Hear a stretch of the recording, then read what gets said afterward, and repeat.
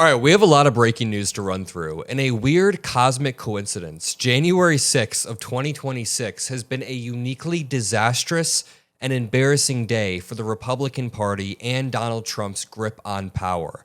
They now are going to have a one-seat majority in Congress due to a string of odd events, such as a Republican congressman dying overnight and Representative Marjorie Taylor Greene resigning at midnight on January 5th. This is perhaps the most disastrous January 6th for the Republican Party in a few years. As Prez points out, Republicans are in serious danger of losing the House before the November election. This would render Donald Trump useless, a lame duck president who is neutered before the midterm election even comes. It's normal for an opposition wave to hit the midterm during a president's term. It is uniquely probable during this midterm election due to Donald Trump's awful first 2 years. The economy has not improved. He's doing disastrous and also rather desperate regime changes in Latin America to distract from the issues at home, and now he is going to be a lame duck due to, first of all, California GOP Congressman Doug LaMalfa passing away at the age of 65. Rest in peace. Genuinely tragic whenever somebody passes away. 65 is rather young. That is still rather young to pass away suddenly. The Republican House majority now stands at 218 to 213, which is technically a two-seat majority because they can only suffer two people defecting over to the other side.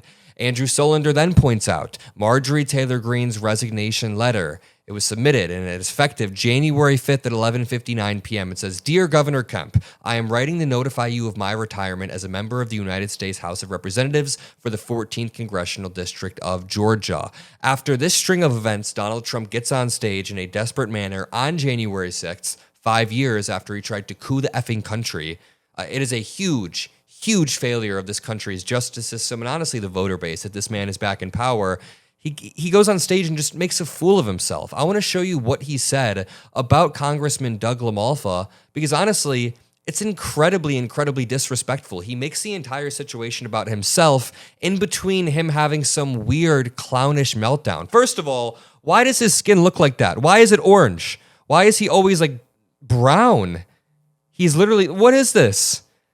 As Mehdi Hassan points out, the only thing that future historians and Americans in decades and centuries to come, crazier than these images, and the fact that this guy was elected president a second time, is that he succeeded a guy who apparently was the mentally and intellectually incompetent one. Apparently, Joe Biden is the mentally deficient, incompetent one in this situation. Let's hear Donald Trump's reaction to the death of Congressman Doug LaMalfa. Notice how he immediately makes it about himself in his own votes. Take a listen. Our tremendous sorrow at the loss of a great member, a great member, Congressman Doug LaMalfa, who passed away yesterday, as you probably have heard.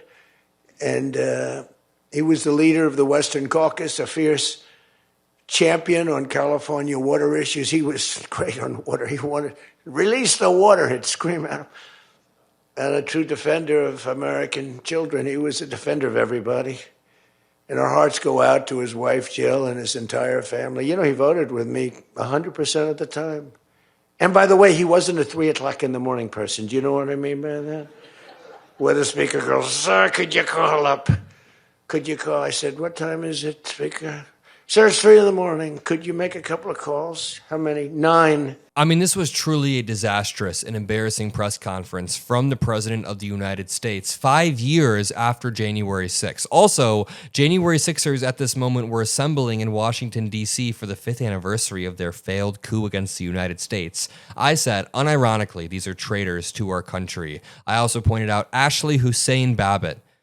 I don't know. I tweeted that at like 7 a.m. I just thought it was funny. But to continue, Trump then, 5 years after January 6th, gives a dictatorial speech in Washington, D.C. It's not even conservative. It's common sense. But the press has no credibility whatsoever. Think of it. I got 97% bad stories on one network, 93% on the other, and I won in a landslide. You know what that means? The press has no credibility. That's all it means. And we got to keep it that way. So I don't talk too much about... We got to keep it that way. He doesn't talk much about the press. This is why he's constantly leveraging lawsuits against ABC, against 60 Minutes, against Paramount, against the New York Times, against the Washington Post, against Rupert Murdoch, lawsuit after lawsuit against the media, because he wants to silence and suppress dissent. Here's Donald Trump admitting why we basically removed Maduro. There were rumors and reports that it was because Maduro imitated Trump's dance too much and triggered the hell out of Trump, and then he confirmed it because he can't stop himself. And, he's a violent guy. He gets up there and he tries to imitate my dance a little bit. We have perhaps the most immature president in the history of the United States. As I pointed out, it was a failure of the American justice system and American people to let Trump back into power after January 6th. But let's get back to the House math. As Annie points out, the punishing House math. For the whole month of February, Republicans will have a one-vote majority. A one-vote majority. In March, if they fill Marjorie Taylor Greene's seat, Johnson will temporarily have a two-vote majority. In April, when Dems fill Mikey Sherrill's seat, it will go back to a one-vote margin. As Prez points out, Republicans are now in serious danger of losing the House before the November election. After the death of California Republican Doug LaMalfa, Republicans have a two-seat majority. With the special election coming up in New Jersey, it will be a one-seat majority again. This means Mike Johnson could not lose a single vote from any Republican to pass a bill. Not one Republican. With several Republicans leaving office early this year, it's possible a Dem could pick up one of those seats and retake the House before the November election. This would genuinely kill Trump's term. He would be a lame duck president who is only confined to his sad executive orders that will be repealed once the next Democrat comes in. Then, if Democrats have the majority in Congress, we can actually launch more investigations. We can have more oversight. We will have much more power to prosecute and impeach certain people that should have never gotten to power in the first place. People like Pete Hegseth can be impeached at least once we take the Senate as the midterms come around. We are the variable the Trump administration did not think of. They have sent lawsuits against the media. They've sent lawsuits against college campuses, against law firms, against other smaller independent creators. There have been lawsuits, but what they didn't realize is that there is a massive, widespread community of like-minded people across the country who every single day still want to fight for our democracy. It feels like CBS has given up. It feels like a lot of the mainstream media has given up.